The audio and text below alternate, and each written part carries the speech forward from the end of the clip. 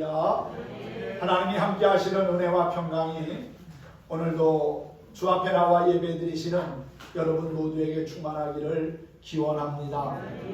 2021년의 마지막 주일이며 한 해의 끝자락에 와 있습니다. 한 해 동안 여러분 어떻게 사셨습니까? 기쁨과 슬픔이 교차하고 또 크고 작은 일들이 있었고 코로나 팬데믹으로 여전히 힘들고 불안한 시간을 보내고 있습니다. 그럼에도 불구하고 하나님이 여기까지 지키시고 인도하심을 믿고 감사할 수 있기를 바랍니다. 하나님은 누구보다도 우리의 가치를 잘 아시는 분입니다.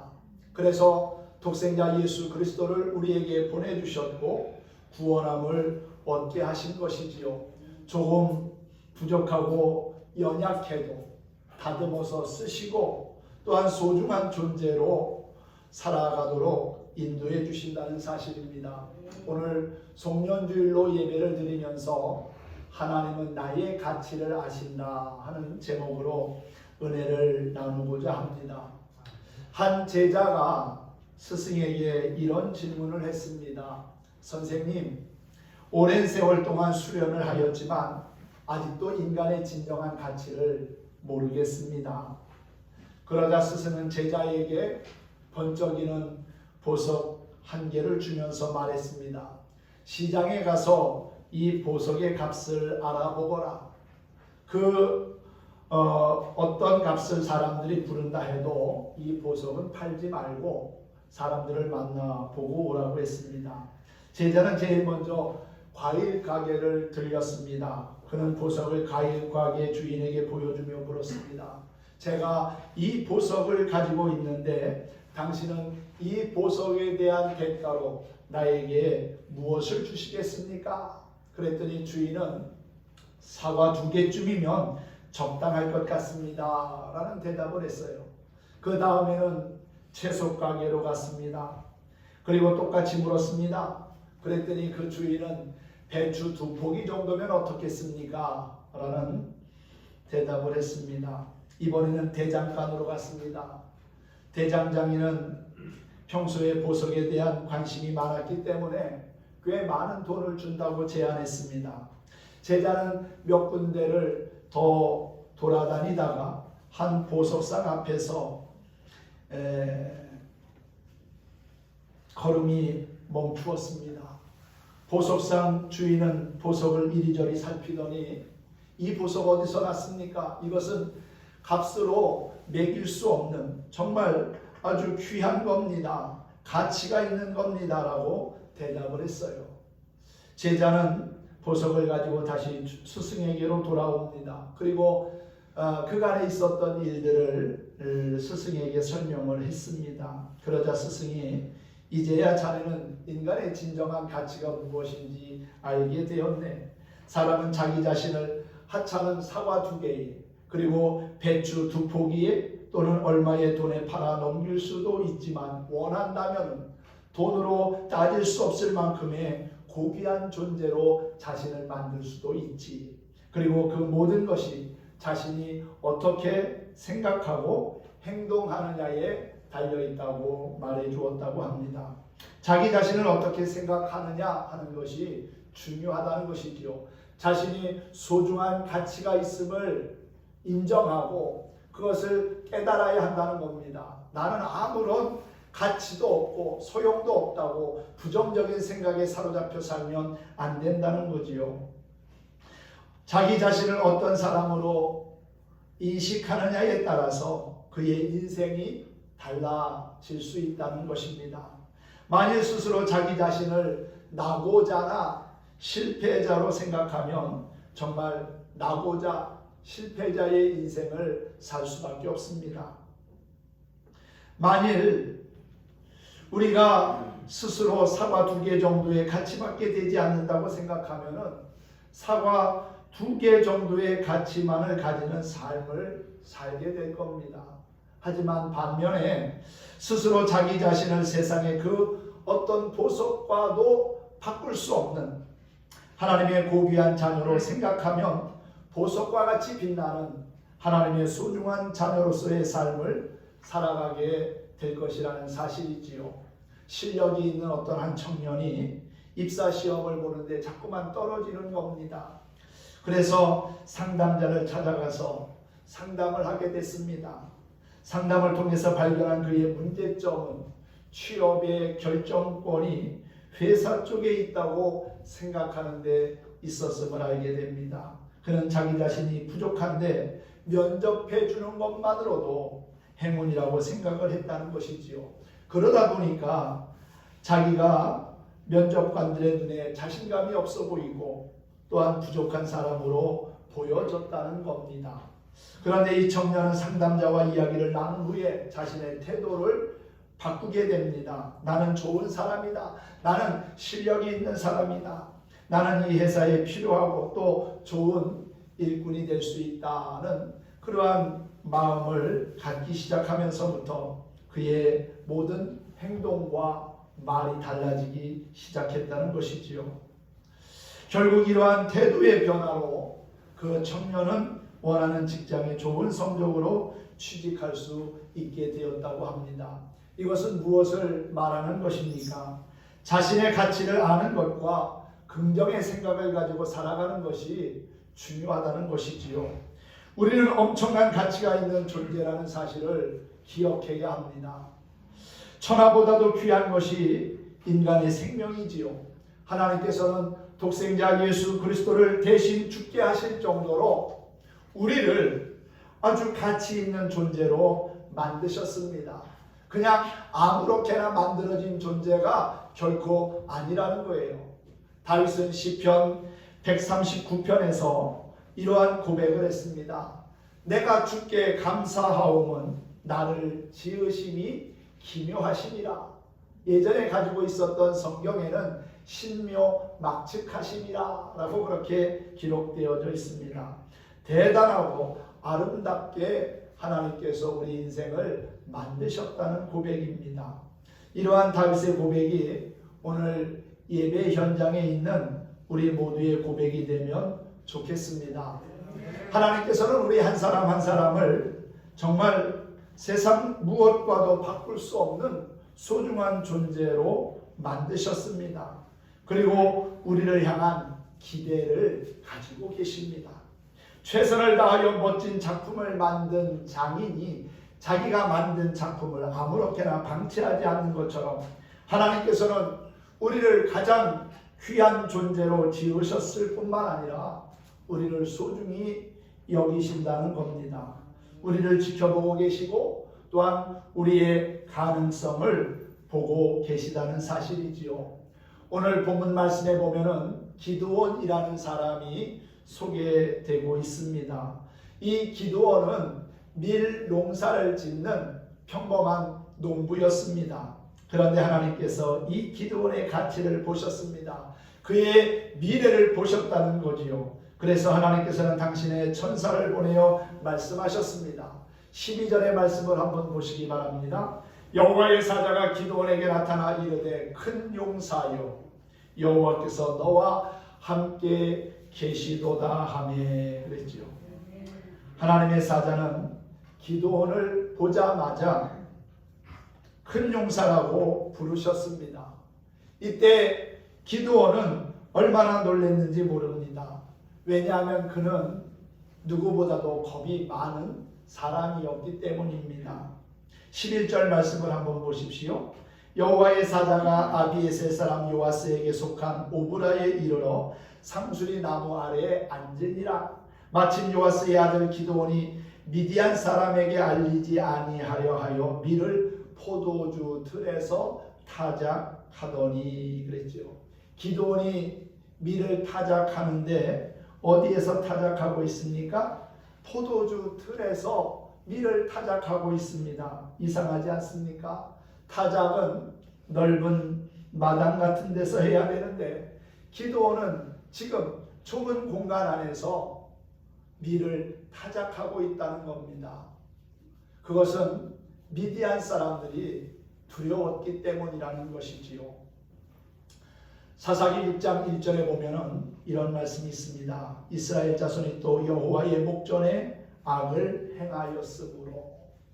또라고 하는 표현은 이전에도 하나님 앞에서 악을 행한 적이 있었다는 겁니다. 하나님 앞에서 악을 행함으로 말미암아 그들은 하나님의 징계를 받게 되었고 이방 사람들의 침략을 받아야만 했던 겁니다. 그래서 7년 동안 하나님은 이스라엘 백성들을 돌아오게 하려고 미디안 사람들의 손에 맡기셨다는 사실이지요. 그러니까 7년 가까이 미디안 사람들의 침략을 받으면서 이스라엘과 또 오늘 본문의 주인공인 기드온은 고통을 받아야만 했습니다. 농사를 지어서 추수하려고 하면은 미디안 사람들이 몰려와서 추수한 곡식을 빼앗아가고 짐승들을 약탈해 가니 살 수가 있습니까? 오늘 본문에도 보면은 미디안 사람들에게 알리지 않기 위해서 들키지 않으려고 빼앗기지 않으려고 포도주 틀에서 밀을 타작하는 그러한 겁쟁이가 바로 이 기드온이었다는 것이지요. 그런데 천사가 나타나서는 그에게 큰 용사라고 그리고 하나님이 너와 함께 하신다는 말씀을 하고 있습니다. 그 말씀을 사실 기드온은 이해할 수가 없었다는 것입니다. 13절에 보면은 주여 여호와께서 우리와 함께 계시면 어찌하여 이 모든 일이 우리에게 일어났나이까? 하나님이 함께 하시는데 왜 우리가 미디안 사람들에게 침략을 받고 고통을 당해야 합니까? 또 하나님이 우리를 버리신 것이 아닙니까? 그래서 미디안 사람들이 우리를 이렇게 괴롭게 하는 것이 아니겠습니까? 약간 볼멘 그러한 목소리를 내고 있다는 것을 보게 됩니다. 그런데 중요한 것은 그렇게 겁 많고 두려움 가운데 있는 기드온을 하나님은 부르시고 그를 통해서 이스라엘을 구원케 하셨다는 사실입니다. 오늘 이 본문 말씀뿐만 아니라 6장 전체를 보면은요, 특히 27절에도 보면은 하나님께서 그 아버지 집에 있는 우상 단지들을 다 제거하라는 명령을 하세요. 그래서 기드온이 그 명령에 순종하는데 혼자 하기가 두려워서 종들 10사람과 그리고 낮에 하기 어려우니까 밤에 몰래 가서 우상단지들을 다 제거를 합니다. 27절 말씀을 한번 보실까요? 이에 기드온이 종 10사람을 데리고 여호와께서 그에게 말씀하신 대로 행하되 아버지의 가문과 그 성읍 사람들을 두려워함으로 아버지와 성읍 사람들을 두려워했다는 거예요. 이 일을 감히 낮에 행하지 못하고 밤에 행하니라. 그는 집안에 있는 바알의 단을 헐고 단 곁에 있는 아세라 상을 찍어버리라는 말씀에 순종했습니다. 그런데 마음속에는 여전히 두려움이 있었습니다. 그래서 그 두려움 때문에 혼자 행하지 못하고 종들 10사람을 데리고 갔고요. 대낮에 하기가 무서우니까 밤에 몰래 가서 우상단지를 제거한 겁니다. 여기서 우리가 알 수 있는 것이 무엇입니까? 사사 기드온은 우리가 일반적으로 알고 있는 결코 큰 용사가 아니라는 거예요. 그는 숨어서 타작을 하고 혼자서는 말씀을 따르지 못하고 부엉이처럼 밤에 활동하는 겁쟁이였다는 사실입니다. 그럼에도 불구하고 하나님께서는 그를 이스라엘을 구원할 지도자로 사사로 세우셨습니다. 하나님은 기드온의 가능성을 본 겁니다. 하나님은 그가 말씀에 순종하여 큰 용사처럼 사명을 감당할 것을 보시고 겁쟁이 기드온을 선택하셨다는 것이지요. 우리가 이것을 통해서 알 수 있는 것은 주님은 사람을 보실 때 현재의 모습을 보시지 않으시고 순종의 자세와 그의 가치를 먼저 보신다는 사실입니다. 부족해도 연약해도 괜찮습니다. 겁 많아도 괜찮아요. 하나님이 우리와 함께 하시면 놀라운 역사를 이루게 될 것입니다. 하나님은 우리의 삶에 놀라운 반전과 역전을 이루시는 분이거든요. 또한 기드온은요, 비천한 사람이었습니다. 하나님께서는 현재 가문이 별로 좋지 않고 가지고 있는 것이 없는 비천한 사람이라 할지라도 그 사람의 미래를 보십니다. 15절 말씀을 한번 보실까요? 그러나 기드온이 그에게 대답하되 오 주여 내가 무엇으로 이스라엘을 구원하리이까? 보소서 나의 집은 므낫세 중에 극히 약하고 나는 내 아버지 집에서 가장 작은 자니이다 그랬어요. 기드온은 지금 경선에서 자기 자신을 낮추고 있는 것이 아닙니다. 사실 그는 므낫세 지파 중에 가장 미약한 집안 출신이었습니다. 또 그 미약한 가문 중에서 가장 보잘것없는 사람이었어요. 별 볼 일 없는 사람이었다는 거지요. 그는 그러한 자기 처지를 바라보며 자기의 삶에 스스로 절망한 사람이었습니다. 자기 자신을 약하고 보잘것없는 사람으로 스스로 그렇게 생각하고 있었습니다. 그럼에도 불구하고 하나님께서는 이런 비천한 배경을 가진 기드온을 이스라엘의 사사로 세우셨어요. 하나님은 가능성의 렌즈를 끼고 그의 미래를 보신 겁니다. 할렐루야. 여러분의 현재의 삶이 비천해도 염려하지 마십시오. 주님은 우리의 열악한 환경을 얼마든지 역전시키실 수 있는 전능하신 분임을 믿으시기 바랍니다. 예수님께서 처음 베드로를 만났을 때 뭐라고 말한 줄 아십니까?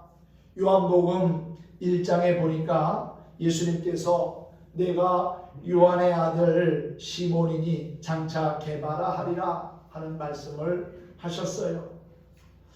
요한복음 1장 42절 말씀이 있기 전까지 어디를 둘러봐도 시몬 베드로가 예수님께 한 것은 아무것도 없습니다. 그냥 그의 형제인 안드레의 손에 이끌려가지고 예수님 앞에까지 왔을 뿐입니다. 요한복음 1장 42절 말씀을 보면은 안드레가 데리고 예수께로 오니 예수께서 보시고 이르시되 내가 요한의 아들 시몬이니 장차 게바라 하리라 하는 말씀을 했습니다. 이 말씀을 조금 쉽게 말씀을 드리면 이런 겁니다. 내가 지금은 시몬이다. 지금은 별 볼 일 없지만 너는 장차 게바가 될 것이다. 베드로가 될 것이다. 흔들리지 않는 반석이 될 것이다 라고 말씀하고 있는 겁니다. 비록 갈릴리에서 물고기 잡는 어부였지만 주님은 그의 가능성을 보셨고 그가 초대교회를 이끌어갈 위대한 하나님의 사람으로 사명을 감당할 것을 보셨다는 사실이지요. 사랑하는 성도 여러분, 지금은 별 볼 일 없을지라도 주님 손에 붙들린 바 되면은 얼마든지 새로운 존재로 멋진 하나님의 사람으로 거듭날 수 있다는 사실을 믿으시기 바랍니다. 하나님은 우리 인생을 그렇게 새롭게 하시고 존귀한 사람으로 역전시키시는 하나님이신데 그분은 지금도 살아계신 나의 주님이시라는 사실입니다. 또한 기드온은 소심한 사람이었습니다. 겁도 많고 비천하고 소심한 사람이었다는 거예요. 그런데 그에게 하나님의 사자가 큰 용사라고 말합니다. 그러자 기드온이 어떻게 반응을 합니까? 예, 알겠습니다. 나 같은 비천한 자를 쓰시니 감사합니다. 그렇게 대답했나요? 아닙니다. 뭔가 보여달라는 거예요. 당신이 하나님의 사자라면 증표를 보여달라는 겁니다. 17절 말씀을 한번 보실까요? 기드온이 그에게 대답하되 만일 내가 주께 은혜를 얻어 싸우면 나와 말씀하신 이가 주 되시는 표징을 내게 보이소서. 기드온은 하나님께 표징을 달라고 요청하고 있습니다. 하나님 편에서 보면은 믿음도 없고 괘씸한 일입니다. 그런데도 하나님은 이것을 허락하시고 표징을 보여주십니다. 기드온은 반석 위에 염소 새끼와 또한 누룩을 넣지 않는 떡을 놓고 그 위에 국을 붓습니다. 그래서 흥건히 적게 만들었어요. 하나님의 사자가 그것에 지팡이를 내밀어대자 축축하게 젖은 재물이 불이 붙어서 다 탔습니다. 마술과 같은 사건이 일어난 겁니다. 아, 이분이 정말 하나님이 보낸 사자가 맞구나. 금방 인정하면 좋잖아요. 그런데 기드온은 또 다른 표징을 보여달라고 합니다. 한 번도 아니고 3번이나 표징을 자꾸만 보여달라고 그래요. 양털이 한 움큼 있는데 아주 마른 뽀송뽀송한 양털입니다. 그 양털 한 뭉치를 가지고 제안을 하는데 이러한 제안을 해요. 타작 마당에 한 뭉치의 양털에만 이슬이 젖게 하고 나머지 지역은 사방은 젖지 않고 마른 상태로 있게 한다면 하나님이 내게 보낸 사자로 믿겠습니다. 그러한 제안을 해가지고 그 다음날 아침에 일어나 보니까 양털에만 이슬이 젖어 있고 사방에는 젖지 않은 모습을 확인하게 됩니다. 아, 그러면 됐잖아요. 그런데 또 이번에는 반대로 양털에는 이슬이 내리지 않냐고 타작마당 전체에는 이슬이 내리게 해달라는 그러한 또 부탁을 하지요. 그와 같은 제안에도 하나님의 사자가 그대로 행합니다. 40절 말씀에 보면은요, 그 밤에 하나님이 그대로 행하시니 곧 양털만 마르고 그 주변 땅에는 다 이슬이 있었더라 라고 기록되어져 있어요. 이 말씀을 읽으면서 6장 전체에 나오는 이야기입니다. 하나님은 정말로 인내가 많으신 분이라는 사실을 다시 한번 깨닫게 됩니다. 아마도 저 같으면 관둬라. 너 같은 사람 말고 다른 사람도 많으니까 내가 다른 사람을 쓰겠다. 그렇게 나를 믿지 못하느냐라고 말할 것 같아요. 그런데 하나님께서는 인내하며 기드온이 변화되기를 기다려 주셨습니다. 비록 의심 많고 소심한 기드온이지만 그를 용납하시며 그에게 자비를 베풀어 주셨다는 사실입니다. 지금은 이렇게 소심한 사람이지만 앞으로는 당신의 위대한 일을 행하는 기드온의 가치를 보신 겁니다. 결국 7장을 읽어보면 기드온은 300명의 용사를 가지고 미디안 대군 13만 5천 명과 싸워 이깁니다. 군대에서 말하는 일당 100이 아니라 300명이 13만 5천 명을 상대했으니 일당 450으로 상대를 하고 대승을 거둔 겁니다. 사랑하는 성도 여러분, 우리가 이러한 사건을 통해서 알 수 있는 것이 무엇입니까? 하나님께 쓰임받았던 인물이라 할지라도 우리와 별반 다를 바가 없다는 겁니다. 비록 기드온이 300명을 가지고 미디안의 대군을 무찌렀다 해도 그는 특별한 사람이 아니었습니다. 오히려 그가 하나님의 소명을 받았을 때는 어찌 보면 우리보다도 더 못한 모습이었을 거라고 보여집니다. 비천한 환경의 출신이었고요. 겁쟁이였고요. 소심한 사람이었습니다. 그럼에도 불구하고 하나님께서는 그의 가치를 보시고 그를 큰 용사라고 부르셨다는 사실이지요. 이것은 우리에게도 동일하게 작용됩니다. 우리가 겁쟁이라 할지라도 우리의 주변 환경이 별로 좋지 않다 할지라도 소심한 사람이라 할지라도 하나님께서는 우리의 가치를 보시고 그리고 다듬어서 사용하신다는 사실이지요. 한 남자가 새를 잡으러 산에 갔다가 가시덤불에 걸려있는 새끼 독수리를 발견하고 집에 데리고 와서 닭과 오리가 있는 우리 안에 넣고 키웠습니다. 새끼 독수리는 그 안에서 모이를 먹으며 다른 동물들과 똑같이 살았습니다. 시간이 지나니까 점점 아기 독수리는 성장해서 큰 독수리가 되었습니다. 하지만 독수리는 날지 못하는 닭처럼 살았습니다. 그런데 어느 날 우연히 동물학자가 이 모습을 보고 그 독수리를 다시 날게 하고 싶은 마음이 생긴 겁니다. 그러나 아무리 해도 이 독수리가 날려고 하지를 않습니다. 그 학자는 닭처럼 되어버려 날지 못하는 독수리를 데리고 높은 절벽 위로 올라가서 독수리를 하늘 높이 던져버렸습니다. 하늘로 던져진 독수리는 날지 못하고 바둥대면서 땅 아래로 추락했습니다. 동물학자는 저렇게 큰 날개를 가진 독수리가 하늘을 날지 못하고 땅을 향하여 추락하는 모습을 보면서 안타깝게 지켜봐야만 했습니다. 그런데 그때 그의 눈앞에 놀라운 일이 펼쳐졌습니다.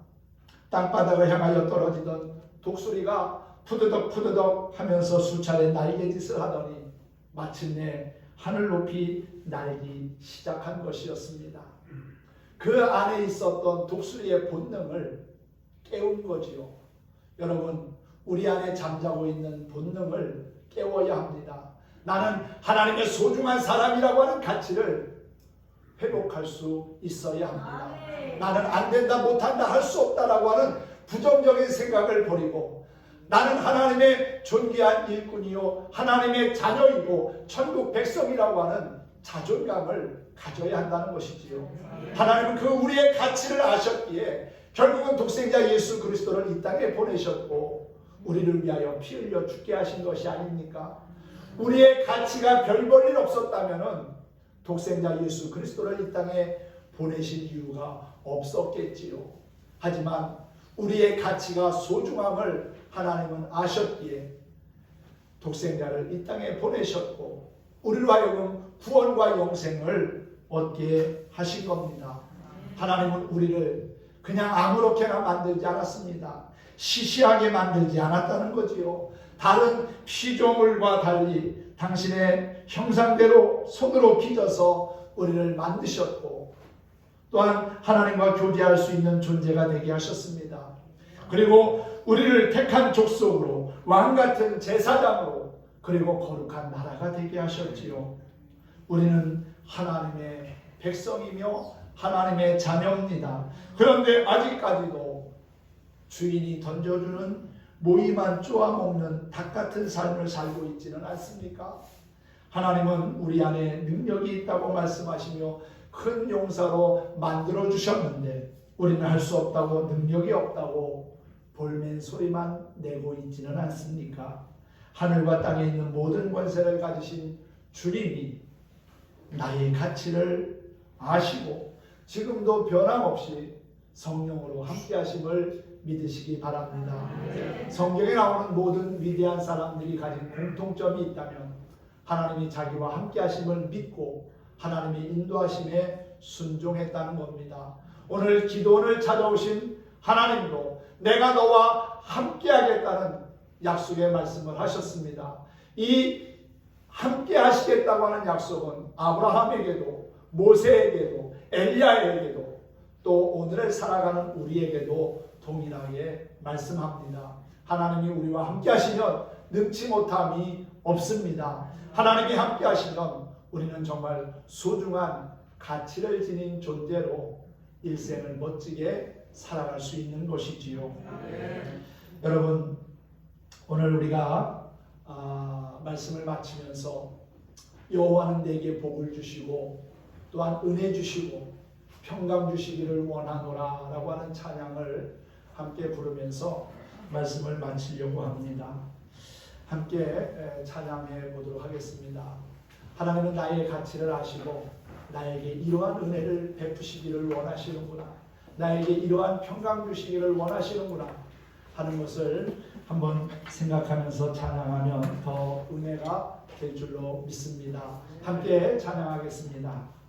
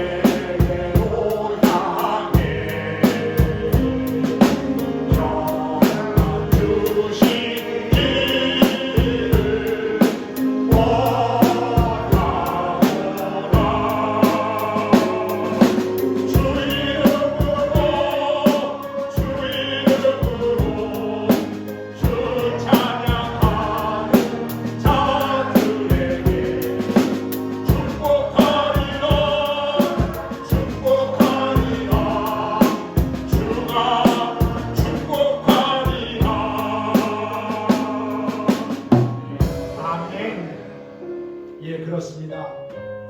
하나님은 우리에게 복을 주시고 평강을 주시고 또한 은혜 베푸시기를 원하십니다.